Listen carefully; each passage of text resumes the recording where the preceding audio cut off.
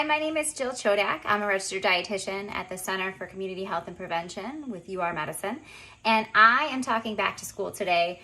I did a previous video about pantry reorganization for back to school and back to work and whatnot that I hope you enjoyed, and so this is kind of in that nature. So I'm going to attempt to reorganize my fridge for easier, healthy cooking. It's hard to kind of get the motivation to reorganize your fridge, but I'll tell you it's worth it. And honestly, anything to make eating and cooking healthier, easier, I find is worth the time. So behind me is my fridge, and I took everything out except for the stuff on the doors because that was gonna stay. I also, for the first time in a year, cleaned it. So what you will see, it's my most vulnerable state, right? Looking in someone's fridge. So it's empty and it's clean, meaning I took out the drawers, I rinsed them out. It's worth it because then, I mean, remember your food is in there, and so keeps everything healthy and safe. Also feels good because you wouldn't want to serve food on a dirty plate. Why keep it in a dirty fridge? So nonetheless, here we go. First things first, I know every fridge is different. So if you have a fridge that's smaller or organized a little bit differently, feel free to adapt accordingly. This is just my suggestion. Totally want to honor whatever it is that makes your life easier. We're going to start with drinks, and I have a bunch of different options. We do a 1 juice per day kind of in the house with our breakfast. That's just what we like to do, and for my son. And so I'll always have different types of juices for just drinking them or for making cocktails or whatever. And then we are almond milk drinkers, so we have our almond milk. I always put the drinks together because frankly they go together. So here we go. I'm gonna open this baby up, as you can see. So I have this big section over here. I kind of rearranged the shelves how I would like them. All the drinks generally are over here. And I want to be able to see everything, right? So I'm going to line up my juices there. I also have iced tea, unsweetened iced tea, because that's what I like. And then some whole milk because I like that in my coffee, or it's good for making hot chocolate, and the dairy component as well. And so the key is to be able to see stuff as best as you can. So I'm kind of going to make it, you can see pretty much everything, right? Okay, so those are my drinks. Next, let's go to grains. Again, we go by food groups, right? So we think dairy, protein, fruits, veggies, and grains. So I always try to have a mix of those things and keep them all visible and clean in the fridge. So with grains, I'm a taco person, for those of you who know me. So I always have tortillas. These are tough to store in the fridge. I find that having this little deli drawer, I keep them down there just because it's easier. And then I generally have different types of breads. So I go for a whole wheat bread. This one was on sale, so I got 2 first, so that's why it's this kind. It varies by brand and type, kind of what fiber content is. And remember, we're working to get more fiber, right? So for women, it's about 25. For men, it's about 38. And so if I'm having a sandwich, I want to have like 3 grams of fiber per slice, because then I'm getting 6 grams just in that one little sandwich. It's an easy way to kind of get that fiber and get that health. So I keep this in line, front facing, and then I have my half-used piece of bread, the loaf, in front so that I have something ready behind it. I also get bagels and hamburger buns, right? It's 'tis the season. If you get whole wheat bagels, they'll have more fiber. These ones don't. And again, I'm keeping it kind of organized. See where my greens are? Okay. Next, we're gonna do proteins. We don't need a ton of meat in this house, but anytime you have proteins, specifically meats, you're gonna wanna keep them on the lowest shelf so that if they leak, they're not contaminating everything in your fridge. You're gonna wanna wrap them up if you think they're gonna leak, and you're gonna just wanna be mindful of that. So I try and keep them in their own little section away from everything. So the typical proteins that we have are generally like a chicken sausage or turkey bacon or something like that, and some eggs. And so generally I keep my eggs and my meats down in this little drawer. And I kind of have the eggs in a case so that they're blocking anything. So if it leaks, it doesn't go on the tortillas. So I put those in the bottom drawer. It's just kind of how I roll.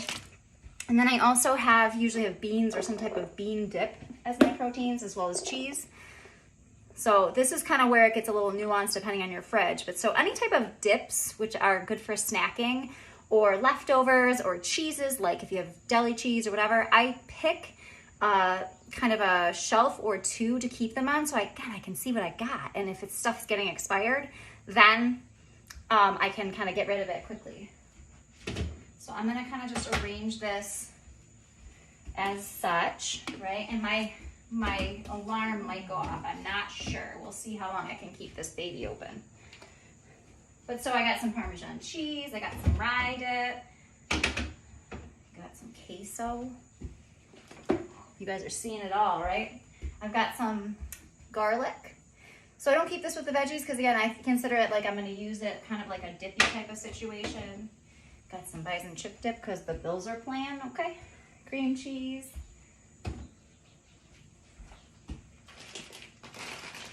And then olives, any like hummus, I ran out of hummus, we ate it all, but so any hummuses or things like that would go here. And then these are all my cheeses. We don't typically do a lot of deli meats or anything like that. Occasionally we will, but these are like deli cheeses and whatnot. I'll keep them on the same, these are kind of like the mishmash leftovers types of shelves. It's nice because you can kind of peek at them. And then these are for obviously tacos or quesadillas. So I keep those in the bottom with my tortillas so that they make sense where they go. Okay, next, fruit. So there's obviously an adjustment that you can make here on the crisper to allow a certain amount of moisture and to control the temperature. So use it if you want to and you have that. I generally have some type of citrus because it's nice for drinks, but it's also nice for cooking. Adding a little bit of citrus will make something taste fresh, especially if you're using canned foods.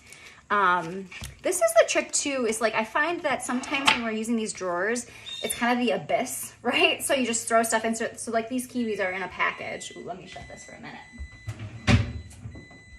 Okay, be nice. These kiwis are in a package, so are the blueberries. You don't want to wash your fruit like too far ahead of time.